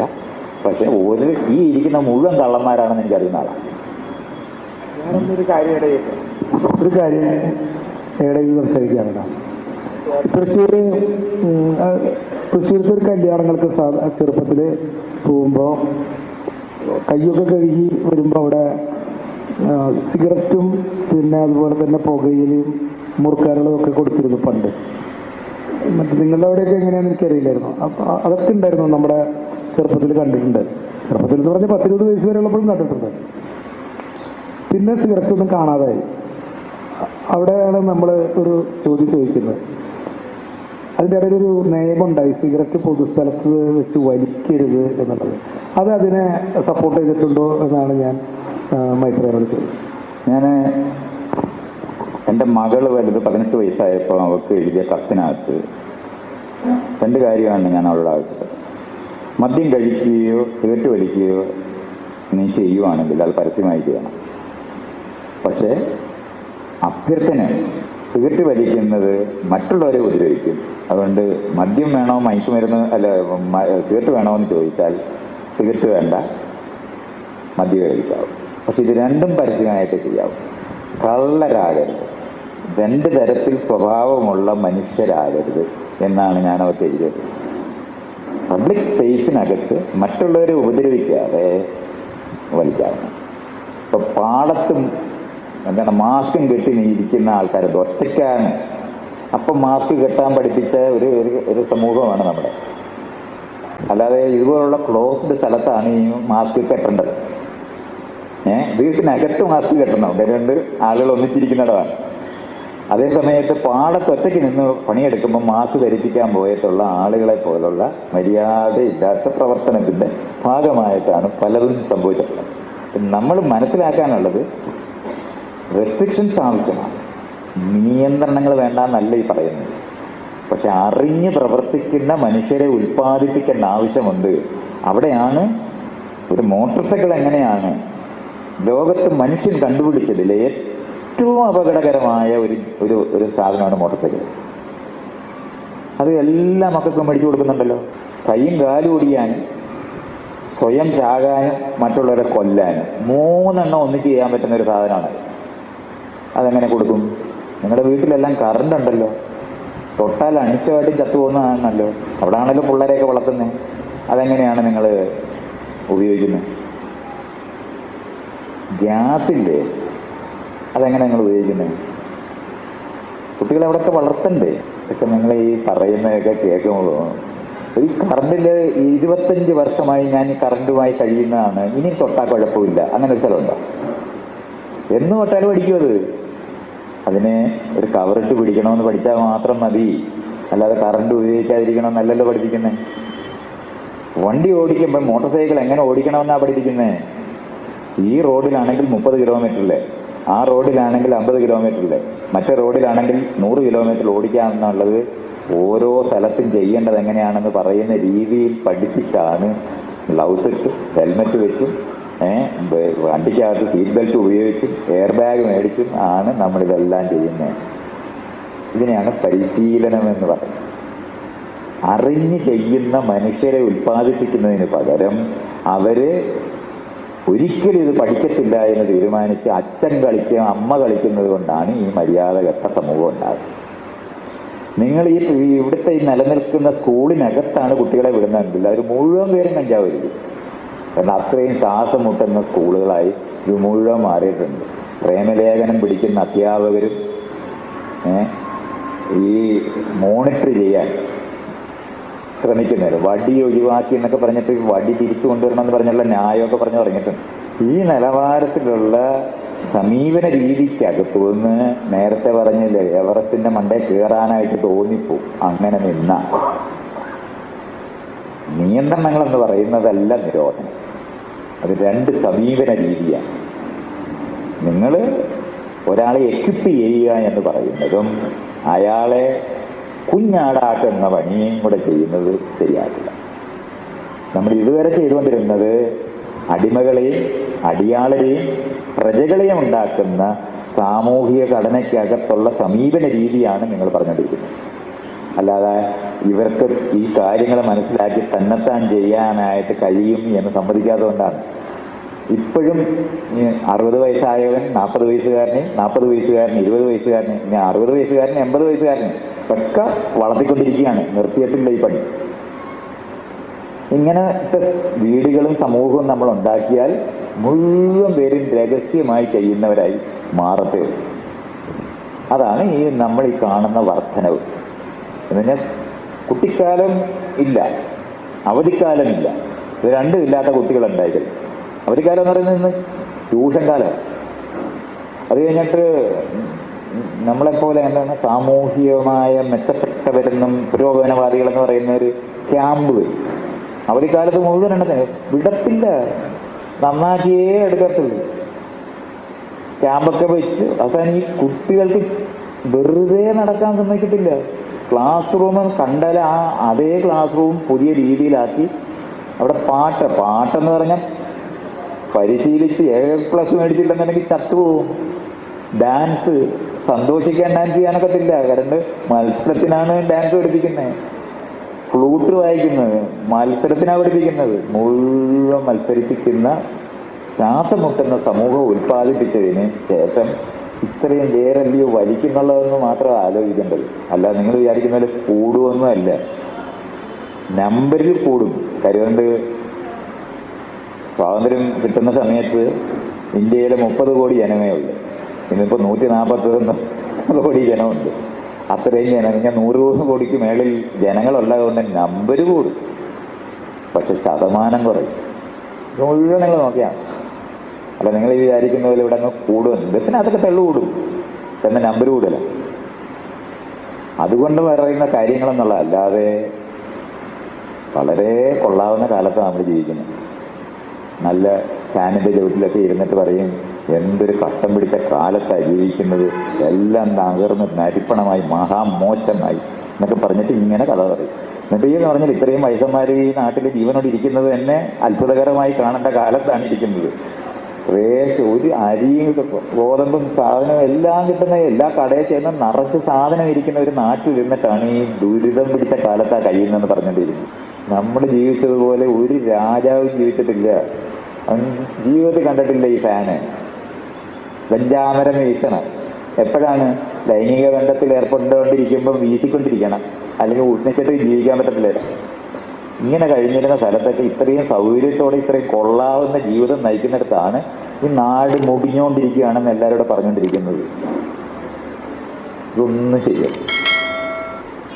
അതുകൊണ്ട് ഈ സമീപന രീതി കാര്യങ്ങൾ മനസ്സിലാക്കി ചെയ്യാൻ ഉത്തരവാദിത്തപ്പെട്ടവരാക്കി അവരെ മാറ്റുക എന്ന് പറയുന്ന പ്രക്രിയയ്ക്ക് പകരം അനുസരിപ്പിക്കുന്ന യുക്തിക്കകത്ത് നിങ്ങൾ ഈ കാര്യങ്ങൾ ചെയ്യാൻ ശ്രമിച്ചാൽ ഇപ്പം നിങ്ങൾ ഈ കാണുന്ന വർധനവെല്ലാം ഉണ്ടാവും. പിന്നെ അഗ്രസീവായിട്ട് ഇത് വിൽക്കും. വലിക്കുന്നവനെല്ലാവരും തിന്നുന്നവനെല്ലാവരും ഇത് വിൽക്കാതെ അവനത് മേടിക്കാൻ പറ്റത്തില്ലാത്തതുകൊണ്ട് മോഷ്ടിക്കുന്നവരുടെ എണ്ണവും കൂടും. വീട്ടിനകത്തൊക്കെ സകല തരത്തിലുള്ള കള്ളത്തരവും പറഞ്ഞ് അല്ല വേറെന്താ വഴി. അതേ സമയത്ത് ഇത് നിരോധനം കളയാമെന്നുണ്ടല്ലോ, ഒരൊറ്റ ദിവസം കൊണ്ട് ഇതിന് 4-1 വില പോലും ഇല്ലാതായി. ആദ്യത്തെ 1 മാസം നിങ്ങൾ വിഷമിക്കും, പിന്നെ ഈ വലിച്ചുകൊണ്ടിരിക്കുന്നല്ലോ. പക്ഷേ ക്രെഡിറ്റ് അങ്ങ് പോകും. ഇത് ഞാനിങ്ങനെ രഹസ്യമായി വലിച്ചു എന്നല്ലെങ്കിൽ വലിച്ചു തിന്നു എന്ന് പറയുന്ന ക്രെഡിറ്റിനൊന്നും ഇവിടെ റോഡിൽ സൈഡിൽ കിട്ടുന്ന സാധനത്തിന് ആർക്കും എന്താ വില? എൻ്റെ കുട്ടിക്കാലത്ത് എല്ലാ മാടക്കടയിലും മേടിക്കാൻ കിട്ടുമായിരുന്നു. ഞാൻ പഠിച്ചിരുന്ന കോളേജിൽ ചുറ്റിനുള്ള എടുത്തിട്ടുണ്ടായിരുന്നു. എന്നിട്ട് അവിടെ എല്ലാവരും കഞ്ചാവ് വലിച്ച് അവിടെ കിടക്കുമായിരുന്നു. ആരും കിടന്നിട്ടില്ല, കുറച്ച് പേര് വലിച്ചു, അത്രയേ ഉള്ളൂ. ഇനി അടുത്തതെന്ന് പറയുന്നത് മദ്യം കഴിക്കുന്നതിന് ഈ ആഠ്യത്വം ഉള്ളത് കൊണ്ടല്ലേ ഈ മദ്യം എങ്ങനെയാണ് ഈ നിയന്ത്രണത്തോടെ കൊടുക്കുന്നതെന്ന് പഠിപ്പിച്ചാൽ പോരെ. അത്രയാണ് ഈ പറയുന്നത്. അല്ലാതെ ഈ മദ്യം കൊടുക്കുന്നിടത്ത് മറ്റ് മയക്കുമരുന്നുകൾ ആ നിയന്ത്രണത്തോട് ഉപയോഗിക്കാൻ പറ്റുമെന്നുള്ള കാര്യം എത്ര സംശയം. എൻ്റെ അപ്പൂപ്പനെ ഒരാഴ്ച കെട്ടിയിട്ടിട്ടായിരുന്നു ചികിത്സിച്ചിരുന്നത് കറുപ്പിനകത്തൊന്ന് മോചിപ്പിക്കാൻ. എൻ്റെ അപ്പൂപ്പനല്ലേ, എന്താ അയാളെ നല്ല ആളായിരിക്കണമല്ലോ. സകല ആയുർവേദ മരുന്നിനകത്തൂടെ വിപ്ലവാഷ്ടം കൊടുക്കുന്നതും അത് കഴിഞ്ഞിട്ട് കഞ്ചാവ് ഗുളം, പഞ്ചാരകുളം, അത് കഴിഞ്ഞിട്ട് കറുപ്പ് കൊടുക്കാത്ത സകല കുഞ്ഞുങ്ങളുടെയും വായിലും കറുപ്പ് തേക്ക് വരുന്നു കരയായിരിക്കാൻ. ഇത് ആരോട് പറയാണ്? കുഞ്ഞുങ്ങളെ കൊണ്ട് ജോലിക്ക് പോകുമ്പം അത് കിടന്ന് കരഞ്ഞാൽ പണിയെടുക്കാനൊക്കത്തില്ല. അവർക്ക് മുഴുവൻ വായി തേച്ച് കൊടുക്കുന്ന ആൾക്കാരായിരുന്നു ഈ ഇരുന്ന മുഴുവൻ ആൾക്കാർ. ഇന്ന് നമ്മൾ കൃഷിയും അതിനപ്പുറത്ത് ഈ കുഞ്ഞിനെ നോക്കാനുള്ള സൗകര്യം ഉണ്ടാക്കിയപ്പോഴാണ് ഈ കുഞ്ഞുങ്ങൾക്ക് വായി തേക്കാതായത്. ഇതൊന്നും പറയാതെ ഇപ്പം കുറച്ച് പിള്ളേർ മാത്രം ചെയ്യുന്ന പണിയായിട്ട് ഇപ്പം വീഡിയോ എടുക്കാൻ പറ്റുന്നുള്ളതെന്നാണ് എനിക്ക് പടം എടുക്കുക. ഇപ്പം എൻ്റെ കുട്ടിക്കാലത്തൊക്കെ ഉള്ള പടങ്ങൾ എടുത്തായിരുന്നു ഇതുപോലെ തന്നെ എടുക്കുന്നത്. അന്ന് സിഗരറ്റ് വലിക്കുന്നതിൻ്റെ അകത്തായിരുന്നു എല്ലാവരുടെയും കൗതുകം. രഹസ്യമായിട്ട് സിഗരറ്റ് വലിക്കാതെ ഇരുന്ന നിങ്ങൾ ആരെങ്കിലും പറയാം ഒരു തവണയെങ്കിലും സിഗരറ്റ് വലിക്കാത്ത പേടിത്തൊണ്ട പുരുഷന്മാരാണെങ്കിൽ പേടിത്തൊണ്ടനായതുകൊണ്ട് മാത്രമായിരുന്നു. സ്ത്രീകൾ ഇതിനെ അനുവദിക്കാത്തതുകൊണ്ട് അതെനിക്കറിയാം. പക്ഷേ വലിക്കാൻ ഒരു കിട്ടിയാൽ കണിശമായിട്ടും പരിശോധിച്ച് നോക്കുന്ന മനുഷ്യർ തന്നെ നമ്മളെല്ലാവരും. അത് ശീലമാക്കുക എന്ന് പറയുന്നത് വളരെ കുറച്ച് പേരെ ചെയ്യുള്ളൂ. അത് നമ്മളാണ് അറിയേണ്ടത്. ആ നിലവാരത്തിലുള്ള നിയന്ത്രണത്തിൻ്റെ യുക്തികൾക്കകത്ത് ഈ വിഷയം കൈകാര്യം ചെയ്യുന്നതാണ് നമുക്ക് ആരോഗ്യത്തിന്. ഒരു സമൂഹം നടത്തിക്കൊണ്ടുപോകുന്നതിനും ആളുകളെ ഉത്തരവാദിത്തപ്പെട്ടവരാക്കി മാറ്റുന്നതിനും മറ്റുള്ളവരുടെ കാഴ്ചയിലും നോട്ടത്തിൽ മാത്രം മര്യാദയ്ക്ക് പെരുമാറുന്നവരെയാണ് പകൽ മാന്യന്മാരെന്ന് പറയുന്നത്. നിങ്ങൾക്ക് പരമാവധി പകൽ മാന്യന്മാരെ ഉണ്ടാക്കാമെന്നുള്ളതല്ലാതെ ഉത്തരവാദിത്തപ്പെട്ടവരെ ഉണ്ടാക്കാൻ ഒരിക്കലും പറ്റത്തില്ല. ഈ സമീപന രീതി കൊണ്ട് ഇതായി പറയുന്നത്. സാറേ, മൈക്കിൻ സാറിൻ്റെ ഏറ്റവും റീസെൻ്റ് ആയുള്ള ഒരു വീഡിയോയിൽ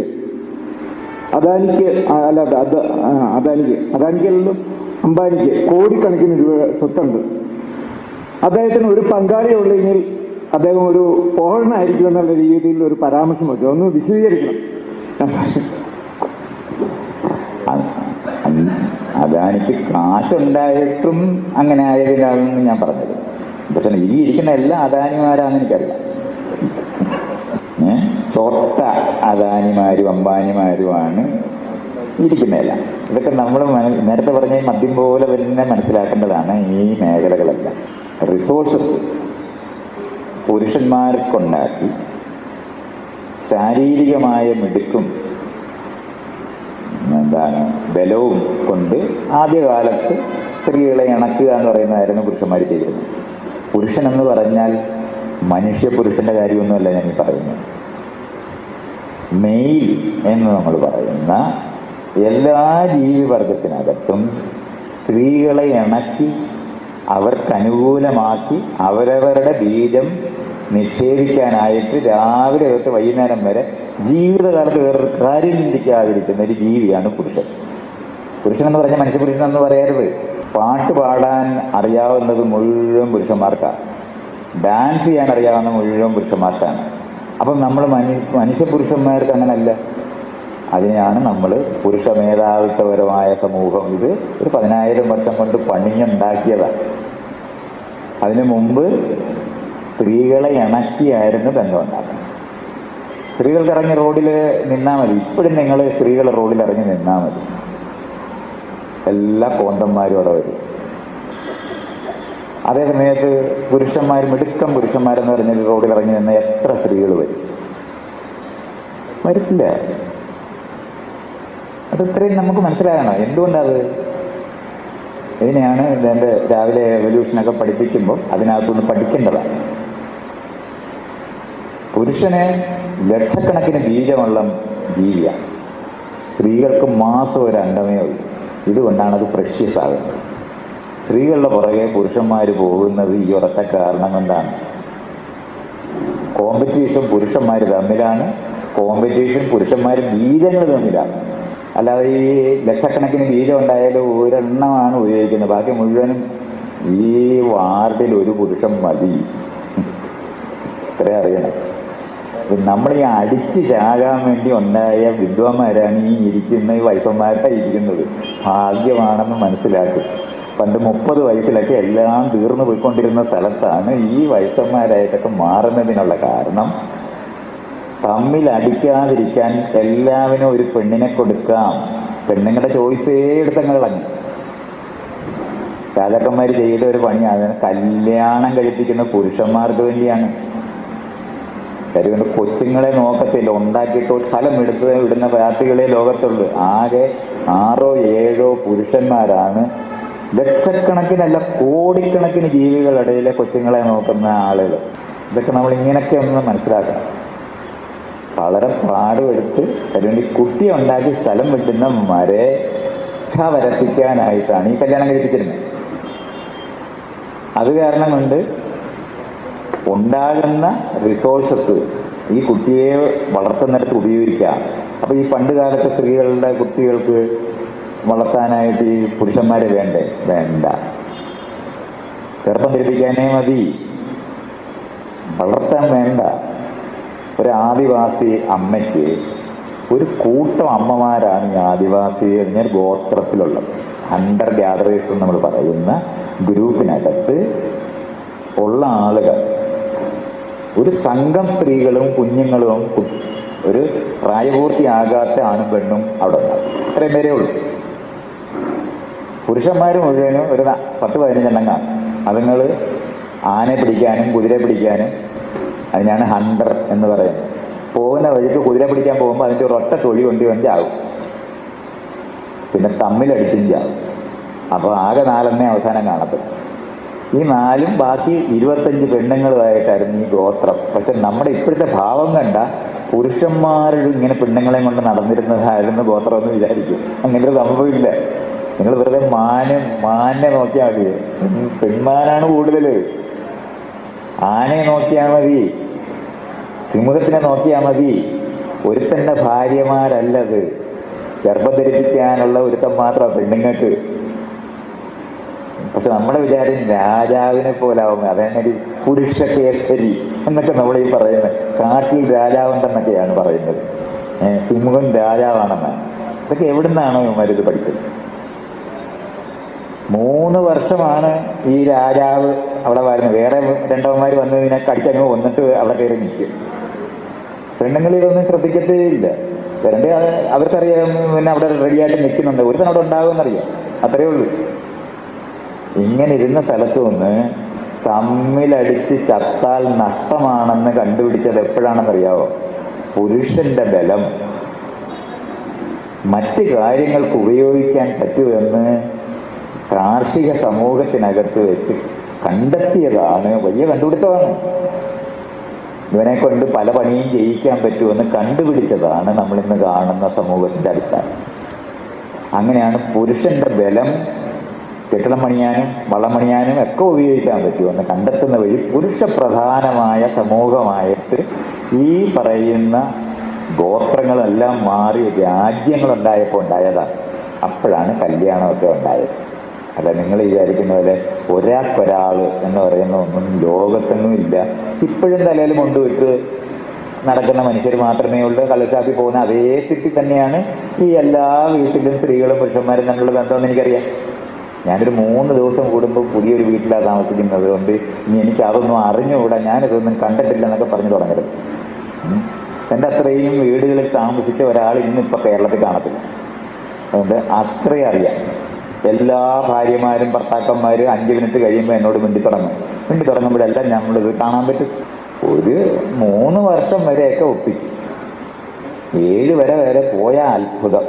2 പിള്ളേരുണ്ടാകുന്നത് വരെ ഈ ഒരു അല്പം യോജിപ്പൊക്കെ കാണും. അത് കഴിഞ്ഞ് ഒരു കട്ടിലിൽ പിരിഞ്ഞും കിടന്നു തുടങ്ങി 2 മുറി കിടക്കുന്നവരായിട്ടും ഒക്കെ മാറി കിടക്കുന്ന ഭയങ്കര ഭയങ്കര എന്ന് പറഞ്ഞാൽ സ്നേഹത്തോടെ ജീവിക്കുന്നവരെന്ന് അഭിനയിക്കുന്ന, കാരണം അത് കയറിയിരിക്കുമ്പോൾ ഭയങ്കര അഭിനയമാണ്. 2 പേരും ഇവിടെ വരെ ചിരിക്കുകയൊക്കെ ചെയ്യും. പക്ഷെ സകല കൺസൾട്ടേഷനും വേണം, ചേർന്ന് പോകണമെങ്കിൽ. നാട്ടിലുള്ള മുഴുവൻ പേരും കൂടെ ചേർന്ന് വീട്ടുകാർ നീ ഇങ്ങോട്ട് വന്നാൽ ഇവിടോട്ട് ഞാൻ കേട്ടത്തില്ലെന്നൊക്കെ പറയുന്ന ഒരാളത്തിലുള്ള വീടുമൊക്കെ ഉണ്ടായാൽ മാത്രമേ ഈ സംഭവം നടക്കത്തുള്ളൂ.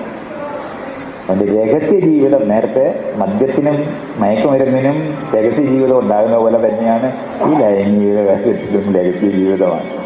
പക്ഷെ വാശിയോടെ നമ്മളിത് എൻഫോഴ്സ് ചെയ്തുണ്ടാക്കിയ ഒരു ലോകമായത് കാരണം കൊണ്ടാണ് കാശുണ്ടായാൽ എല്ലാ രാജാക്കന്മാരും 10, 200, 300 തൊട്ട് 2000 ഭാര്യമാരെല്ലാം ഉണ്ടായിരുന്നു. അവർക്കറിയായിരുന്നു കാശെന്തിനാ ഉണ്ടാക്കുന്നത്. രാജ്യം പിടിക്കുന്നത് അതിനു വേണ്ടി മേറ്റിനെ ഉണ്ടാക്കാനാണ്. ജംഗിസ് ഖാനും അറിയാമായിരുന്നു. 4% പേരുടെ അച്ഛനാണ് അയാൾ. ഇവിടുന്ന് മംഗോളിയയിൽ നിന്ന് സ്പെയിൻ വരെ അയാളുടെ രാജ്യമുണ്ടായിരുന്നു. അതിൻ്റെ നമുക്ക് കാണാം, നാട്ടിൽ കാണാം. 4% പേരുടെ ജനറ്റിക്സിൽ ഈ ഇടക വരും.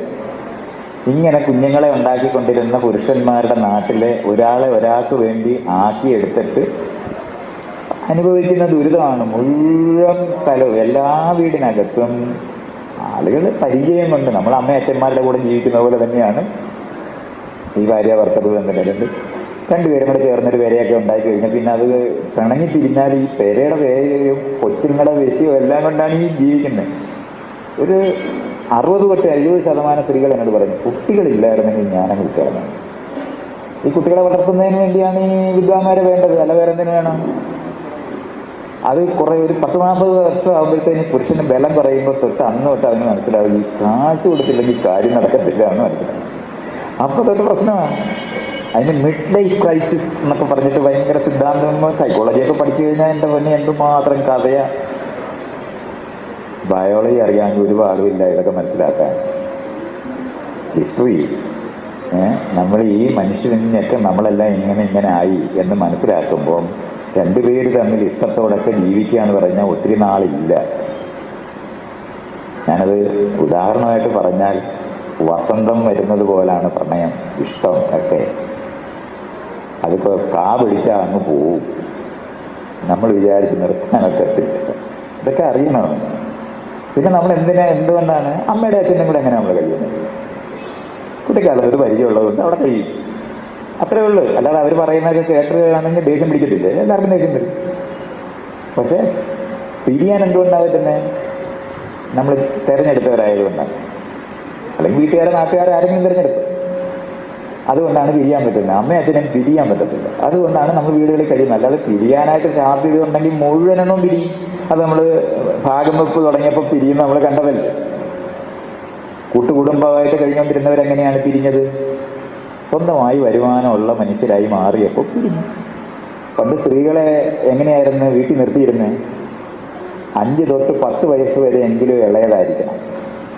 നെഞ്ചം വരെ പൊക്കം പാടും. എന്നുവെച്ചാൽ നമ്മളെ ഇടിച്ചാൽ തിരിച്ചിടിക്കരുത്. അങ്ങനത്തെ പാർട്ടി സ്വന്തം കുടുംബത്തിനേക്കാളും കുറഞ്ഞ കുടുംബത്തിനെ കഴിക്കാവുന്നുള്ള പുരുഷന്മാർക്ക് എല്ലാവർക്കും അറിയാം. അതുകൊണ്ട് അവർക്ക് ആധിപത്യം ഉണ്ടായിക്കൂടാ. ഇങ്ങനെ വയസ്സും കുറഞ്ഞ് ബലവും കുറഞ്ഞ് വിദ്യാഭ്യാസം ഇല്ലാതാക്കി വരുമാനം ഇല്ലാതാക്കും. ഒരെണ്ണത്തിനും പഠിപ്പിക്കുകയില്ല, തന്നെ ജോലി മേടിക്കാൻ കൂടെ.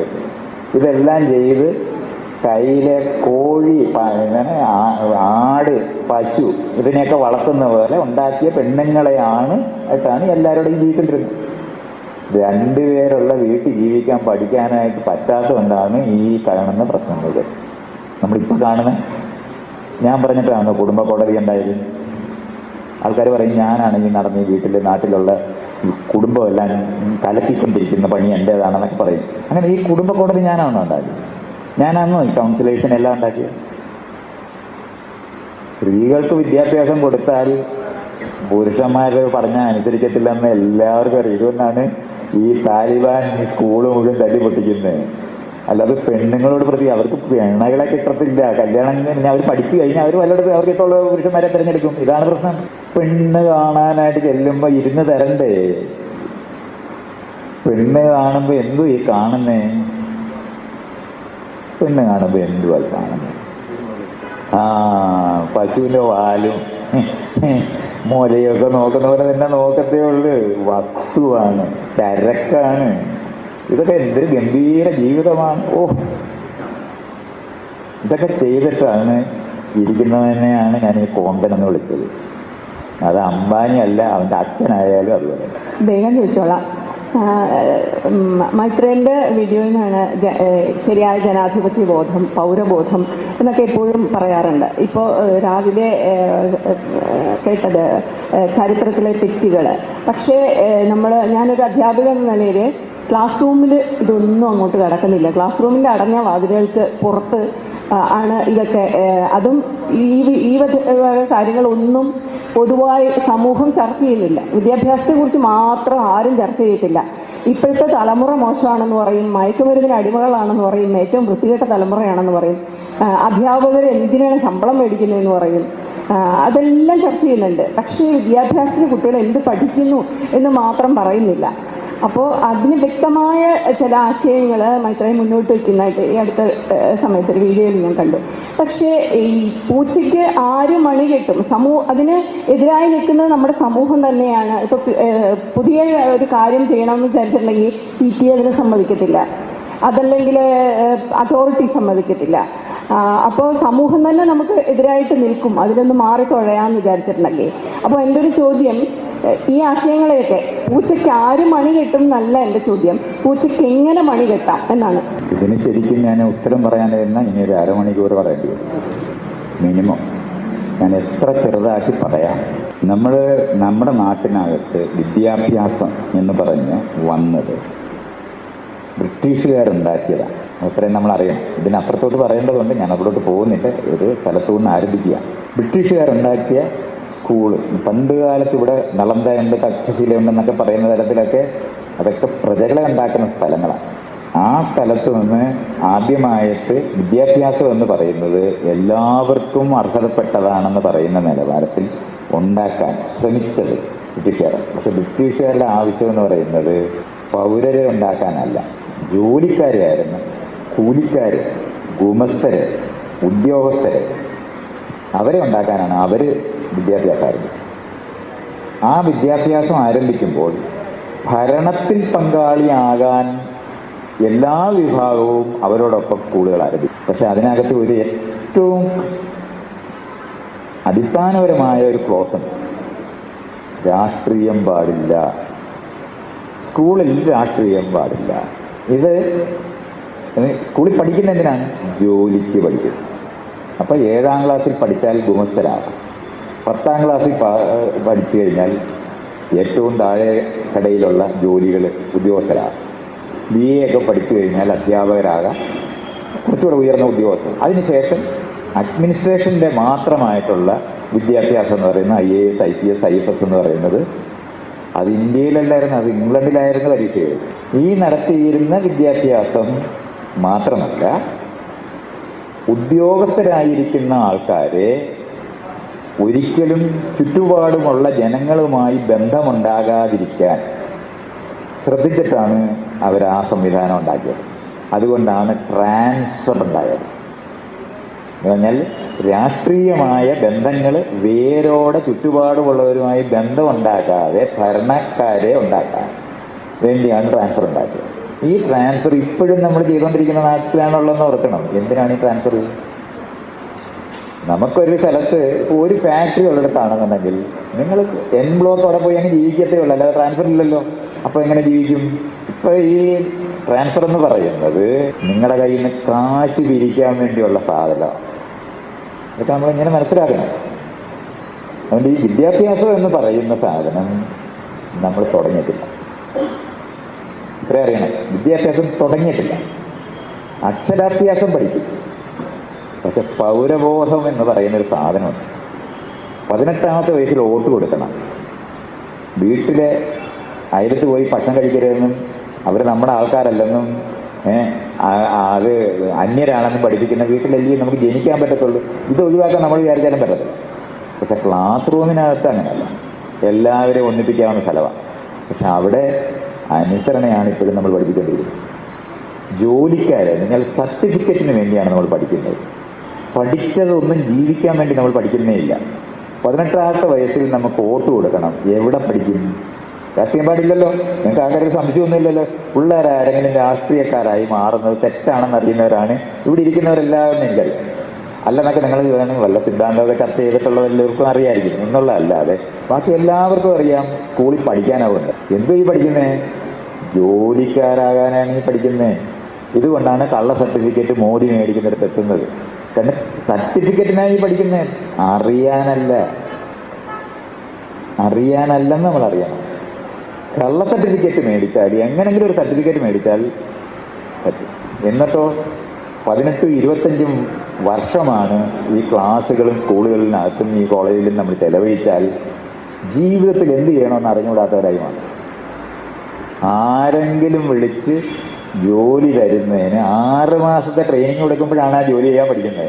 അല്ലാതെ ഈ സ്കൂളിൽ പഠിച്ച ഒരു സാധനവും നിങ്ങൾക്കാർക്കും, നിങ്ങളിപ്പോൾ അത്യാവശ്യമല്ലേ, പക്ഷെ നിങ്ങൾ 10ാം ക്ലാസ്സിൽ പഠിച്ച എന്താണെന്ന് ചോദിച്ചാൽ ഇപ്പോൾ പഠിപ്പിച്ചുകൊണ്ടിരിക്കുകയാണെങ്കിൽ അറിയാം, അല്ലെങ്കിൽ ഒരു കുന്തവും അറിയത്തില്ല.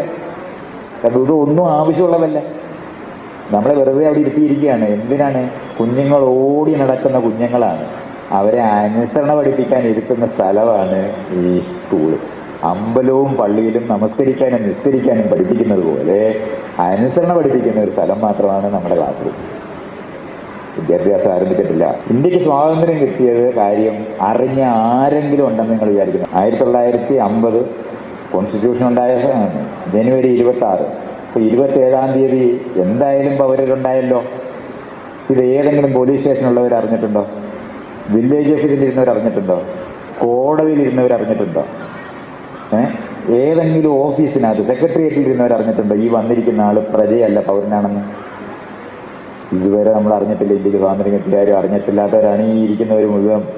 ഇതറിയണമെങ്കിൽ പൗരരാക്കേണ്ടതുണ്ട്. ഇത് ക്ലാസ് റൂമിൽ പഠിപ്പിക്കേണ്ടതുണ്ട്. ഞാൻ എന്തിനാണ് ഈ ഇറങ്ങിയില്ലേ ഇവിടെ ഇരിക്കുന്നത്? ഇത്രയും അടുത്തിരുന്ന് ഇതുപോലൊരു ക്ലാസ് റൂം ഉണ്ടാക്കിയെടുക്കാൻ ഇതുവരെ നമ്മൾ ആലോചിച്ചിട്ടില്ല. ജാതി സമൂഹത്തിനകത്താണ് ഈ ക്ലാസ് റൂം ആരംഭിച്ചത്. അതുകൊണ്ടാണ് ഫ്രണ്ട് ബെഞ്ചും ബാക്ക് ബെഞ്ചും ഇട്ടത്. അല്ലാതെ പഠിക്കാൻ കഴിവുള്ളവരും പഠിക്കാൻ കഴിവില്ലാത്തവരും ഇരിക്കുന്ന സ്ഥലമല്ലത്. അത് പിന്നത്തെ വ്യാഖ്യാനമാണ്. മുൻജാതിക്കാരെ മുന്നിലും പിൻജാതിക്കാരെ പുറയും. പിൻജാതിക്കാർ പഠിക്കത്തില്ലെന്നും കൂടെ അറിയാവുന്നതുകൊണ്ടാണ് പഠിക്കാത്തവരായി. ഇങ്ങനെ ഉള്ള ആ ക്ലാസ് റൂമിനകത്ത് നിങ്ങൾ എന്ത് കുന്തം പഠിപ്പിക്കുന്ന കാര്യമാണ് നിങ്ങൾ പറഞ്ഞിട്ടിരിക്കുന്നത്? വിദ്യാഭ്യാസം ആരംഭിക്കേണ്ടതുണ്ട്. സ്വാതന്ത്ര്യം കിട്ടിയ കാര്യം അറിയേണ്ടതുണ്ട്. ജനാധിപത്യത്തിനകത്ത് of the people, by the people, for the people എന്നുണ്ടെങ്കിൽ നമ്മൾ രാഷ്ട്രീയക്കാരാണ്. അല്ലാതെ രാഷ്ട്രീയക്കാര് എവിടുന്നോ ചന്ദ്രനിൽ നിന്ന് വന്നതാണെന്നുള്ള ലൈനിലാണ് നമ്മുടെ പെരുമാറ്റം. അവനവൻ്റെ വീട്ടിൽ നിന്നുണ്ടായത് മാത്രമേ ഉള്ളൂ. ഈ ഇരിക്കുന്ന സിസ്റ്റം അഴിച്ചു പണിയാതെ ഇത് മനസ്സിലാകും.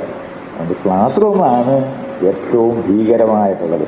അമ്പലവും പള്ളിയും ഉപേക്ഷിച്ച് ടൂറിസ്റ്റ് കേന്ദ്രമാക്കണമെന്ന് ഞാൻ പറയും. അതുപോലത്തെ ടൂറിസ്റ്റ് കേന്ദ്രമാക്കാവുന്നതാണ് നമ്മുടെ സ്കൂളല്ല. ഇങ്ങനത്തെ ക്ലാസ് റൂമൊന്നും ആവശ്യമേ ഇല്ല. ഒന്നല്ല, വൃത്തത്തിലിരിക്കാനായിട്ട് തുല്യമായി ഇരിക്കാൻ പറ്റുന്ന ഒരു ക്ലാസ് റൂം ആരംഭിക്കാനായിട്ട് ഇതുവരെ കഴിഞ്ഞിട്ടില്ലാത്ത നാട്ടിൽ ഇരുന്നുകൊണ്ട് എന്ത് വിദ്യാഭ്യാസത്തിനെ പറ്റി നമ്മൾ പറഞ്ഞുകൊണ്ടിരിക്കുന്നത്? പഠിച്ച ഒരു സാധനം പോലും ജീവിക്കാൻ അറിഞ്ഞിടാത്തവരാണ്. നമ്മളത് പഠിച്ചിട്ടില്ല. പരീക്ഷയ്ക്ക് വരുന്ന ചോദ്യത്തിന് ഉത്തരം പഠിക്കുന്നവരാണ് നമ്മൾ. പരീക്ഷ കഴിഞ്ഞാൽ അത് മറക്കുന്നവരാണ് നമ്മൾ ജീവിക്കുന്നത് വീട്ടിൽ അമ്മയും അച്ഛനും പഠിപ്പിക്കുന്ന ജാതിയും മതവുമാണ്. സ്കൂളിൽ പോയി പഠിക്കുന്ന ഏക സാധനം സ്ത്രീയും പുരുഷനുമാകുന്ന ലിംഗവിവേചനമാണ് ആകെ പഠിക്കുന്നത്. പുതിയതായി പഠിക്കുന്ന ഒറ്റ സാധനമേ ഉള്ളൂ. ജാതിയും മതവും എന്നുള്ള വിവേചനം വീട്ടിൽ നിന്ന് പഠിക്കും. പിന്നൊരു വിവേചനം പഠിക്കുന്നതാണ് ആണും പെണ്ണും ആകാനാണ്. സ്കൂളിലോട്ട് വിട്ടാൽ മതി, അതുവരെ കുട്ടികളാണ്. സ്കൂളിലോട്ട് കയറി കഴിഞ്ഞ ഉടനെ ചെറുക്കനും പെണ്ണുമാകും. എല്ലാ കുട്ടികളോടും ചോദിച്ചാൽ മതി. ഈ 3 വിവേചനം പഠിച്ച ആൾക്കാരെ കൊണ്ട് വേണം ഇനി പൗരന്മാരാക്കാൻ. എന്നിട്ടാണ് ഈ കല്യാണം കഴിച്ചിട്ട് ആദ്യത്തെ ദിവസം ഇതൊരു പ്രണയമായ ബന്ധമാണ്. ഇതെല്ലാം നമ്മൾ പറയുന്നത് മനസ്സിലാക്കണം. ഇത് അഴിക്കേണ്ടത്. ഈ അഴിക്കുക എന്ന് പറയുന്നത്, നിങ്ങൾ അധ്യാപികയാണല്ലോ, നിങ്ങൾ അധ്യാപക സംഘടന ഇത് അഴിക്കണമെന്ന് പറയണണ്ടേ? അതിനാണ് സംഘടന നമ്മൾ ഉണ്ടാക്കിയിട്ടുള്ളത്. അത് ഇതുവരെ നമ്മൾ ആരംഭിച്ചിട്ടില്ല. ജോലിക്ക് കൂലി വേണമെന്ന് പറഞ്ഞാൽ നിങ്ങൾ സമരം ചെയ്യും. പക്ഷെ വിദ്യാഭ്യാസം മാറണം എന്ന് പറഞ്ഞാൽ അത് ഏറ്റവും അവസാനത്തെ വഴി മാത്രം. അത് കിട്ടിയില്ല, ഇൻക്രിമെന്റ് കൂട്ടിക്കഴിഞ്ഞാൽ അപ്പം സമരം പിൻവലിക്കും. അല്ലാതെ എൻ്റെ കൂട്ടുകാരൻ്റെ, എൻ്റെ അച്ഛൻ്റെ, എൻ്റെ അമ്മാവൻ്റെ പുസ്തകം സിലബസിൽ എടുക്കാൻ പറ്റുമെന്ന് മാത്രമാണ് ആകെ നോക്കുന്നത്. അതല്ലാതെ മനുഷ്യപ്രയോജനമുള്ള എന്തെങ്കിലും പഠിപ്പിക്കുന്ന ഈ സ്കൂളിൽ പഠിപ്പിക്കുന്ന ഒരു സാധനം പഠിക്കേണ്ട ആവശ്യമില്ലാത്തതാണ്. കാളവണ്ടി അല്ല അത്, കഴുതവണ്ടിയുടെ കാലത്തുള്ള സാധനമാണ്. അതാണ് ഈ കാണാതെ പഠിപ്പിക്കൊണ്ടിരിക്കുന്നത്. കാണാതെ പഠിച്ച് മറക്കാനായിട്ട് വേണ്ടിയിട്ട് തന്നെ നമ്മൾ പഠിക്കുന്നത്. അല്ലെങ്കിൽ ഈ സർട്ടിഫിക്കറ്റ് പറ്റിക്കാൻ പറ്റുമെന്നുണ്ടെങ്കിൽ എല്ലാവരും പറ്റിക്കും. ഇവിടുത്തെ വൈസ് ചാൻസലർ വരെ കളർ സർട്ടിഫിക്കറ്റ് ഉണ്ടാക്കിയിട്ടുണ്ടായിരുന്നു. എന്ന് മോദി കളർ സർട്ടിഫിക്കറ്റ് ഉണ്ടാക്കിയിട്ട് നിൽക്കുകയാണ്. കാരണം ഈ കളർ സർട്ടിഫിക്കറ്റിൻ്റെ ആവശ്യമുള്ളൂ, അല്ലാതെ ഇതൊന്നും പഠിക്കണ്ട. ഇതറിയാവുന്ന എല്ലാവരും ആരാണോ ക്ലാസ് റൂമിൽ നിന്ന് അകത്തുനിന്ന് നേരത്തെ പുറത്താക്കപ്പെട്ടവർ പോയി തെങ്ങ കയറി അവിടുത്തെ ചായക്കടയിൽ നടത്തി ഉണ്ടാക്കുന്ന കടയിൽ ജോലിക്കാരായി മാറാനാണ് ഈ പഠിച്ചവരെല്ലാം അവസാനം പോകുന്നത്. സ്കൂളിൽ നിന്ന് ഡ്രോപ്പ് ഔട്ടായി പോയവൻ എന്തെങ്കിലും അധ്വാനിച്ചുണ്ടാക്കി ഒരു ഫാക്ടറിയോ ചായക്കടയോ അല്ലെങ്കിൽ മരുന്ന് കടയോ അല്ലെന്നുണ്ടെങ്കിൽ ഒരു കടയുണ്ടാക്കുന്നിടത്ത് കണക്കെഴുതാനായിട്ട് പോകും. ഇത്രയേ ഉള്ളൂ. നമ്മൾ വിദ്യാഭ്യാസം ആരംഭിക്കണം. അത് എങ്ങനെ ചെയ്യണമെന്ന് ചോദിച്ചാൽ, ഞാൻ ഈ പറയുന്ന സാധനത്തിനകത്ത് സംഘടിതമായി നിൽക്കുന്ന ഒരു ഗ്രൂപ്പാണ് അധ്യാപകർ. അവർ മുൻകൈ എടുത്തിട്ട് ഞാൻ ഈ പറയുന്ന കാര്യങ്ങൾ പറഞ്ഞു കൊടുത്ത് അഡ്മിനിസ്ട്രേഷനിലൂടെ മാത്രമേ ഇത് മാറ്റാനൊക്കത്തുള്ളൂ. ഒറ്റയ്ക്ക് സ്കൂളുകളും ക്ലാസ്സുകളും ഉണ്ടാക്കിയാൽ ഋഷിവാലി സ്കൂളെന്ന് പറയുന്നത് പോലെ, പള്ളിക്കുടം എന്ന് പറയുന്ന സ്കൂളെന്ന് പറയുന്നത് പോലെയൊക്കെ ഉണ്ടാകും എന്നുള്ളതല്ലാതെ ഒരു പ്രയോജനം ഉണ്ടാകത്തില്ല. സിസ്റ്റം മാറ്റുന്നത്.